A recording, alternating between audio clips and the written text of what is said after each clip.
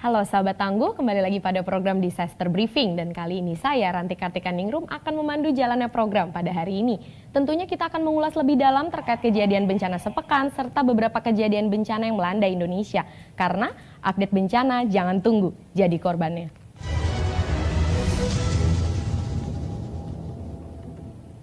Saat ini sudah hadir bersama kita Kepala Pusat Data Informasi dan Komunikasi Kebencanaan BNPB, Bapak Abdul Muhari PhD. Selamat sore, Bapak. Selamat sore, Ranti. Bagaimana kabarnya Pak hari Alhamdulillah, ini? baik. Siap, dan kita akan lebih banyak ngobrol dengan Pak Aam, tapi sebelum itu mari kita saksikan video bencana sepekan berikut ini.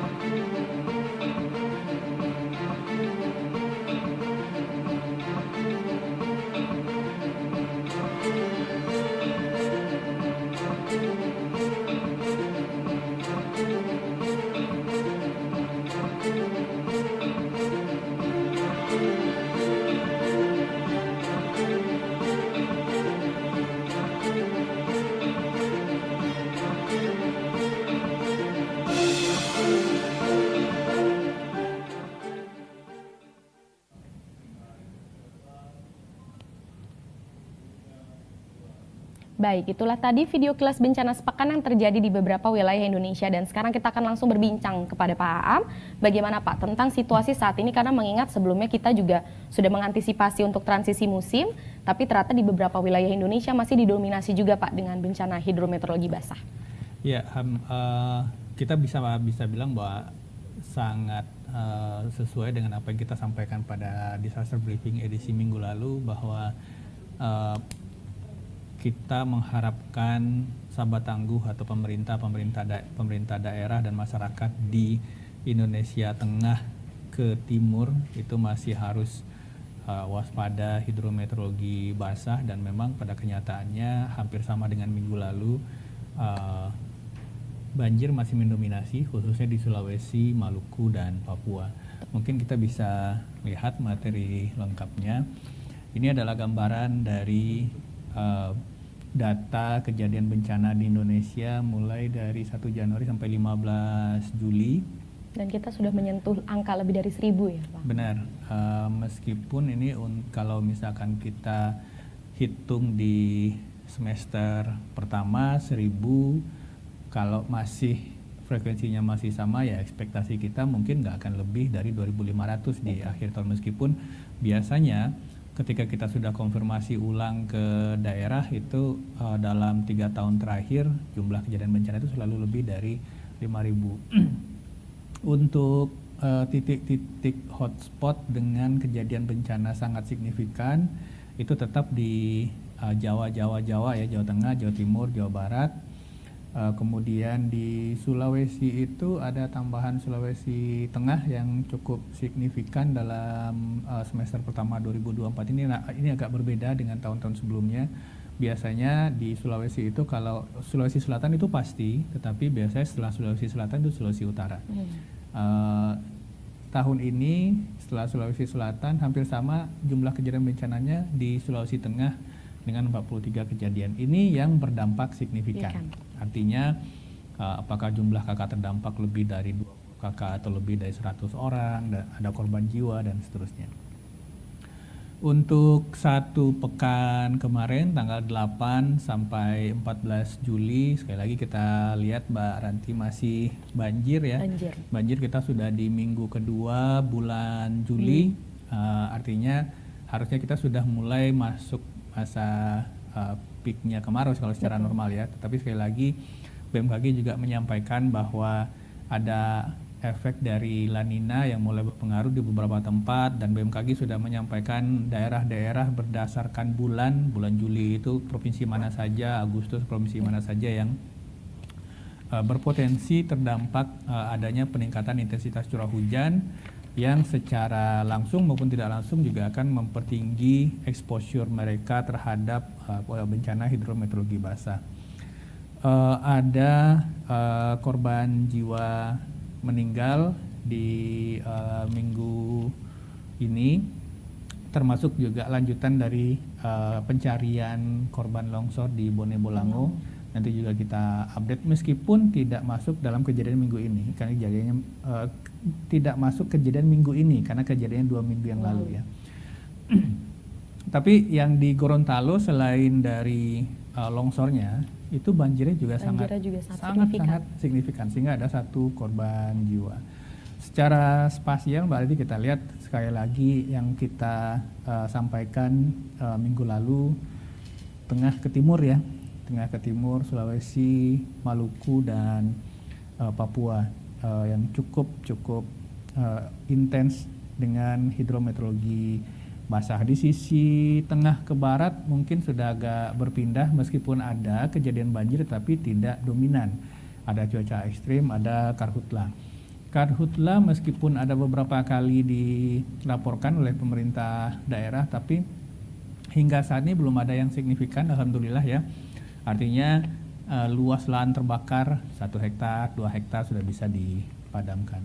Kalau kita lihat pulau ke pulau di Sumatera ini masih ada banjir dan cuaca ekstrim dan abrasi pantai. Kemudian untuk Jawa itu cuaca ekstrim, kemudian kebakaran hutan dan lahan di Kalimantan dan banjir di Samarinda.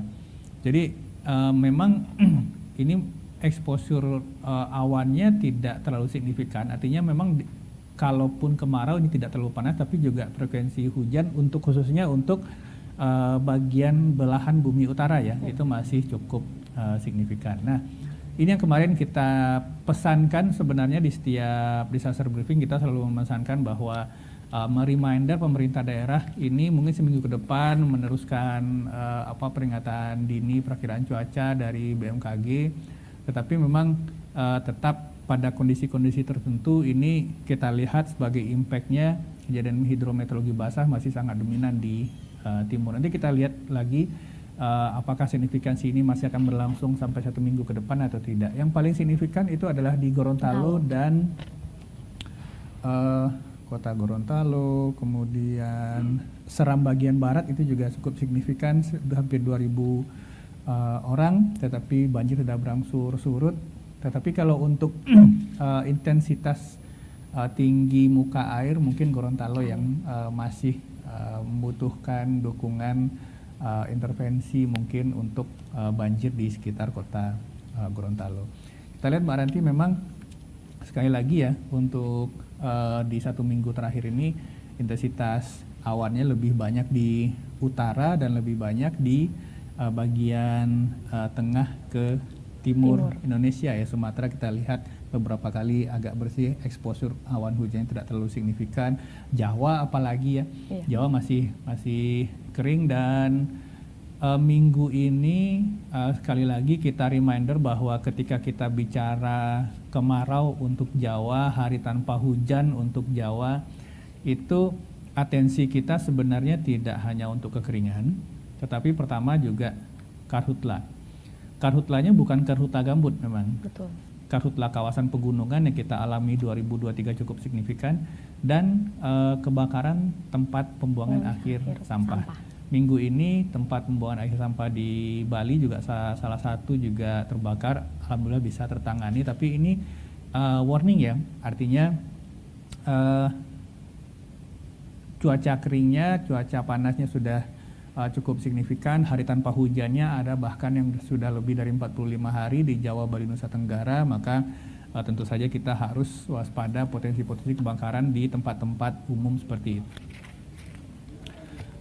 Untuk kenapa potensi intensitas hujan masih cukup signifikan, gelombang ekuatorial masih ada, Kelvin dan Rossby di minggu lalu, kemudian MGO juga cukup signifikan, cukup aktif meskipun tidak terlalu kuat di dasarian 2 Indonesia. Nah, dasarian 2 bulan Juli di Indonesia. Nah, ini juga kita lihat untuk 1 minggu ke depan. Jadi gelombang-gelombang ekuatorial Rossby Kelvin itu masih ada. Yang kita lihat yang biru itu juga ada di Papua, kemudian Sulawesi, Kalimantan. 16 sampai 17 juga masih ada. 18 19 juga masih ada, sampai 20 21 masih. Tapi kalau misalkan kita lihat Mbak Ranti, itu trennya tetap di tempat yang sama ya Pak? Ekuatorial garis khatulistiwa ke atas, dan yang paling dominan di Indonesia Tengah ke timur. Jadi ini sekali lagi kalau melihat tren seperti ini, tentu saja kita masih harus waspada ya, sahabat tangguh pemerintah daerah di Indonesia Tengah bagian timur, Sulawesi Tengah, Sulawesi Selatan bagian utara, Sulawesi Utara, Gorontalo, Maluku Utara, dan Papua bagian utara, itu harus tetap siap siaga supaya benar-benar bisa kemudian melakukan hal-hal yang diperlukan pada saat kedaruratan. Kita kan berkali-kali ya, BNPB selalu menghimbau kalau kita ada di musim hujan turun lebih dari 1 jam, visibility kita, jarak pandang kita kurang dari 100 meter, itu udah harus saatnya kita yang di sepanjang das, di daerah-daerah lereng curam, itu evakuasi secara mandiri. Apakah harus hujan intensitas tinggi lebih dari 1 jam saja? Enggak juga. Betul. Kalau misalkan hujan intensitas menengah tapi mungkin 2 hari, 3 hari, dan itu terus menerus ya? Itu juga mungkin bisa. Kita juga jangan lupa pengalaman lahar dingin Merapi ya.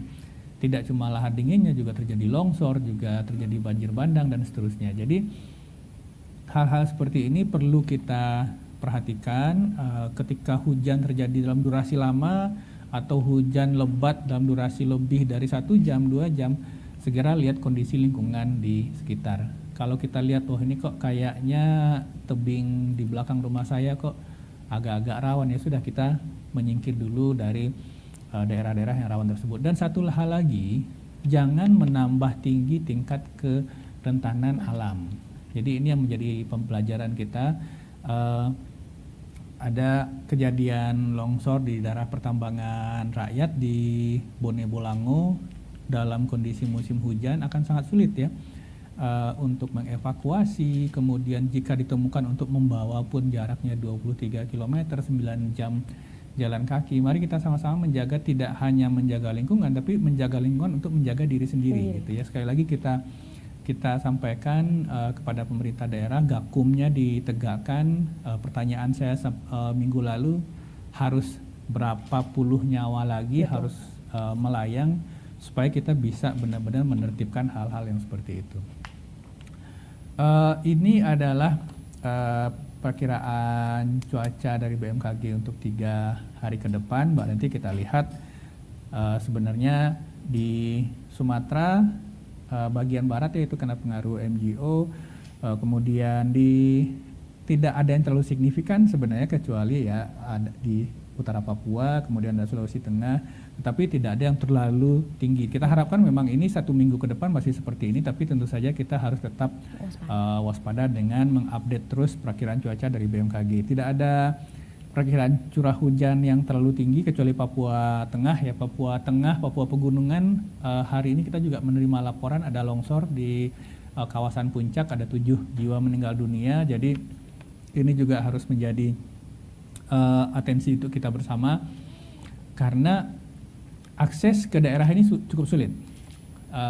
Saya sendiri pernah mencoba mengikuti perjalanan BNPB untuk memberikan dukungan atau tanggap darurat ke kawasan puncak, distrik Sinak, Agandugume. Itu medannya sangat-sangat luar biasa, sehingga memang kapasitas masyarakat yang sebenarnya sangat akrab dengan alam sekitar juga kita harus tetap waspada. Pemerintah daerah jika terjadi hujan yang memang sudah diprediksi di daerah itu intensitasnya akan tinggi dalam tanggal 10 sampai tanggal 20, maka mari sama-sama kita tingkatkan kesiapsiagaan kita. Untuk perkiraan daerah potensi banjir yang tingkat tinggi tidak terlalu banyak ya, artinya cenderungnya lebih ke rendah. Cenderungnya ya, lebih ke rendah dan menengah. Memang kita harapkan ini bisa menjadi karakteristik musim peralihan, tetapi sekali lagi ketika kita lihat potensi atau perakiraan fenomenanya di hulu dengan kondisi laporan bencananya di hilir, ini kadang-kadang juga tidak selalu estimasi perakiraan cuaca yang mungkin potensi banjirnya menengah atau potensi hujannya menengah, itu juga data laporan yang kita terima juga mengikuti seperti itu. Betul. Jadi sekali lagi tetap masyarakat, sahabat tangguh semua, tetap waspada, ikuti terus dinamika perubahan cuaca ini dengan memperhatikan informasi dari institusi yang terkait. Dan kita bisa lihat juga bahwa memang ini sesuai dengan analisa yang tadi sebelum juga Bapak jelaskan ya, bahwa ternyata memang Gorontalo ini sedang didominasi oleh curah hujan itu sendiri, dan kita bisa mengetahui juga bahwa beberapa daerah nih Pak, seperti halnya Sumatera Barat, begitupun juga dengan Kalimantan, sekalinya satu daerah banjir ternyata daerah-daerah lain di sekitar mengikuti Pak. Bagaimana dengan fenomena yang ada di Gorontalo sendiri? Iya, di Gorontalo sendiri ini ada beberapa kejadian ya sebenarnya, ada longsor, ada banjir dengan intensitas atau dengan ketinggian muka air yang cukup signifikan. 4.500 rumah terdampak, asumsinya kalau satu rumah itu diisi 5 orang sudah hampir 22.000 orang terdampak. 28 orang meninggal ini 27 dari tanah longsor. Jadi untuk kejadian longsor di Bone Bolango itu tim SAR sudah menghentikan proses pencarian sesuai dengan kesepakatan yang didiskusikan juga dengan keluarga korban, sehingga data terakhir penutupan pencarian oleh SAR itu meninggal 27 dan hilang 14. Ya, hilang 14. Tidak ada lagi yang dicari dan pencarian ditutup ya. Ini adalah data terakhir yang kita dapatkan dari tim Basarnas di lapangan. Berikutnya, selain ini tentu saja selain longsor di Bone Bolango juga ada di banjir di Kota Gorontalo, di Bualemo dan seterusnya. Ini memang kalau kita lihat kondisi dalam beberapa hari terakhir, Mbak Ranti, mulai dari tanggal 26 ya, mulai dari tanggal 26 kemudian merembet sampai bulan Juli, itu memang kondisi intensitas curah hujan di bagian leher utara Sulawesi itu cukup signifikan ya. Makanya juga tidak hanya di Gorontalo sebenarnya bencana ini, juga di Sulawesi Utara ada, Sulawesi Tengah juga ada, Sulawesi Selatan bagian utara juga ada, Sulawesi Tenggara bagian utara juga ada. Jadi sekali lagi meskipun kita lihat secara umum kita ada di musim kemarau, tapi kita benar-benar harus memperhatikan bahwa ada kondisi-kondisi regional lain yang mempengaruhi intensitas curah hujan di Indonesia.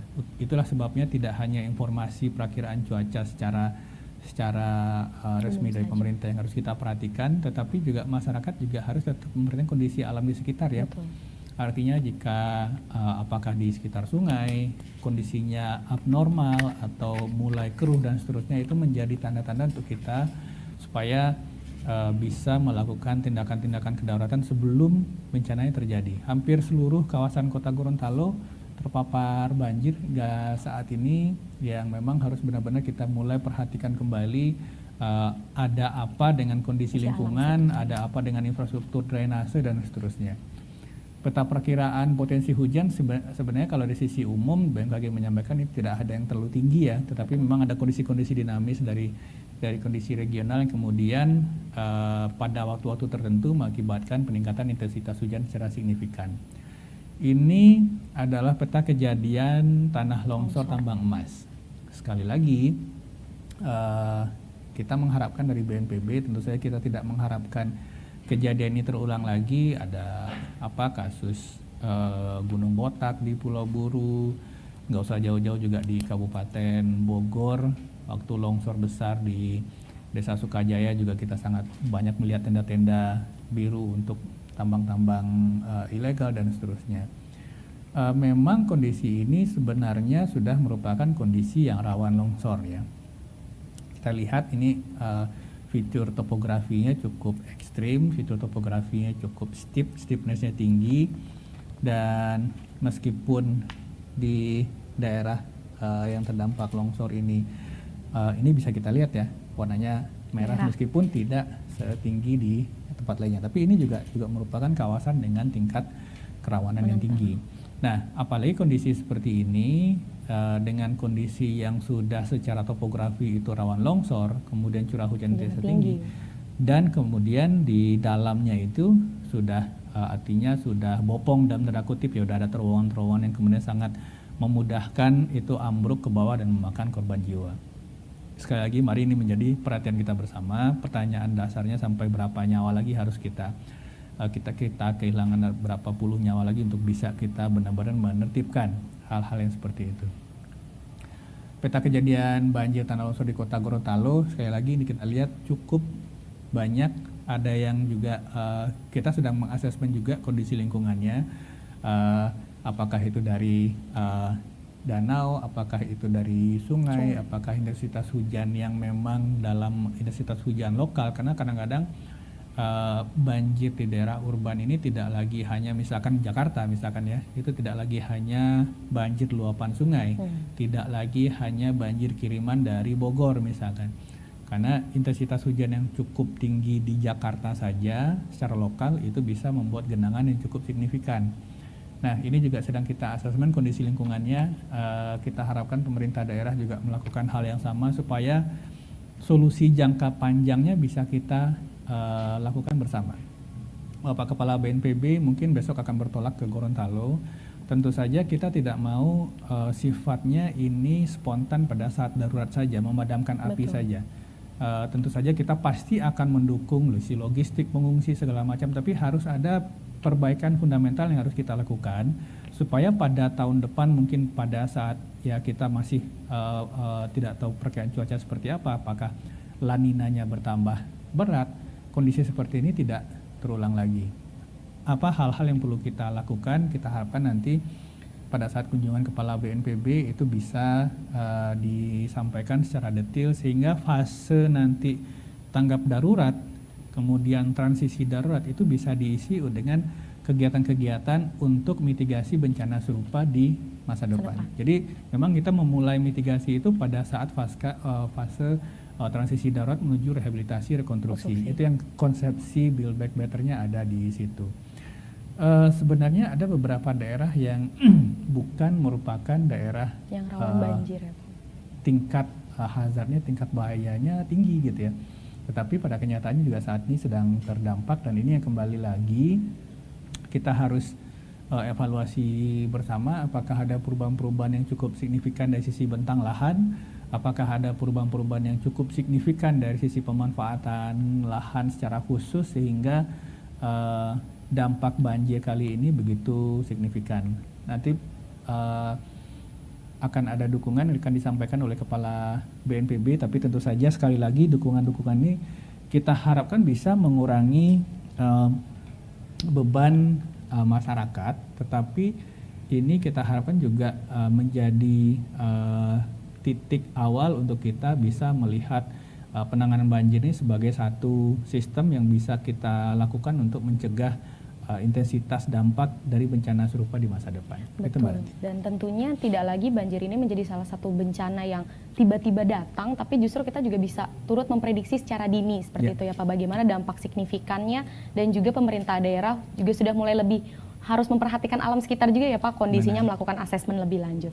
Dan terima kasih sekali Pak Am atas penjelasannya hari ini, dan tentunya sahabat Tangguh untuk juga selalu aware terhadap perubahan alam di sekitar kita, sehingga tidak lagi kita hanya secara sosial media saja atau secara sosialisasi saja, tapi justru dari sahabat Tangguh sendiri juga memiliki kemampuan untuk bisa lebih peka terhadap perubahan alam maupun transisi-transisi yang ada di sekitar kita. Dan jangan lupa juga sahabat Tangguh untuk selalu menyaksikan Disaster Briefing karena update bencana jangan tunggu jadi korbannya. Saya Ranti Kartikaningrum pamit undur diri, sampai bertemu di Disaster Briefing selanjutnya. Salam Tangguh.